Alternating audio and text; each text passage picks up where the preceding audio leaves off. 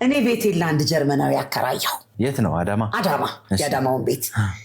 ከዛ ጀርመኑ በቃ ምን እንደፈለገ አላውቅም፣ ይወደኛል፣ ምን ይላል። እኔ እዚህ አዲስ አበባ ነው የምኖረው። ያን ጊዜ ቤት እዚህ አልተሸጠም እና ሻወር ክሊክ ብሮክን ምናምን ብሎ አልፎ ሰማለሁ ብያለሁ። ሻወር ኢዝ ብሮክን።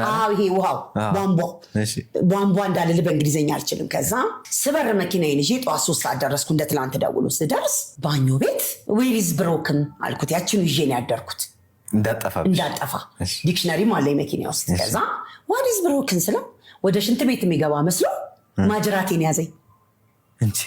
ቀባርጌ ኮሪደር አለ ስልክ ያለበት ጋር አንዴ ብሎ በጀርመንኛ ነው ሞትኩኝ አለው። ቹፔልክ ልቦነኝ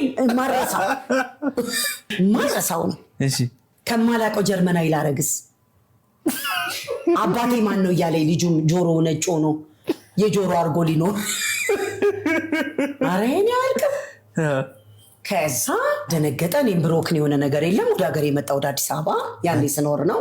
በአጋጣሚ ሚስቱ መጣች፣ ግን ትልቅ ሴት ነች፣ ፈረንጅ ቀልጣፋ። እነሱ እኮ ሁሉን አሟልቶ ነው የሰጣቸው፣ ድብቅ አያውቁ። ለዚህ እኮ ነው አንተን እኔን ውጭ ሀገር ነችው የሚሉት። እኛ እኮ አልለመድንም። እኛ እኮ መብራት አጥፍተን ሰው ምናማነ ድግስ ደግሰን ስንሸኝ ቤት አበላሉ። እንደው ከድርቅ የመጣ ነው የሚመስለው እኮ ምንልነን። እኛ እኮ መቼም ሰው እኮ አንሆንም። እኔ እንደው ሰው ይሆናሉ ብዬ ልምከር እንጂ አንሆንም። እኔ የፈለገ ነገር በዚህ ቢመጣ ለምን ጠራሁክ? ለምን እንደው በአይነ በጆሮ ካከተው ምንጀራውን አንተ ከተበላለ ኃጢአት እኮ ነው። አረ እግዚአብሔር። ከዛ ልንገርህ አሮጊቷ መጣች። ፊት ነሳት። ኢትዮጵያውያን ሴቶች ለምዶ እንደው ድርቅርቅ ያለች ነች፣ ቁምጣ አርጋ ዊት የምትነች፣ ፀጉሯም ስስ ነው። 3 ፍሬ ነው የቀረው፣ የበቆሎ እሸት ይመስላል። እንደው ጉድ ነው ዛሬ። በኋላ እናቴን ልጠይቅ እኔ ከአዲስ አበባ እዛ ሀገር እንዳልኩ መስኪና ቤተሰቦቿ ድርጅት ነበር ብያለሁ።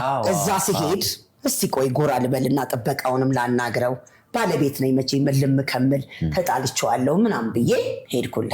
ሲሄድ ጎራ ስል በር ከፈ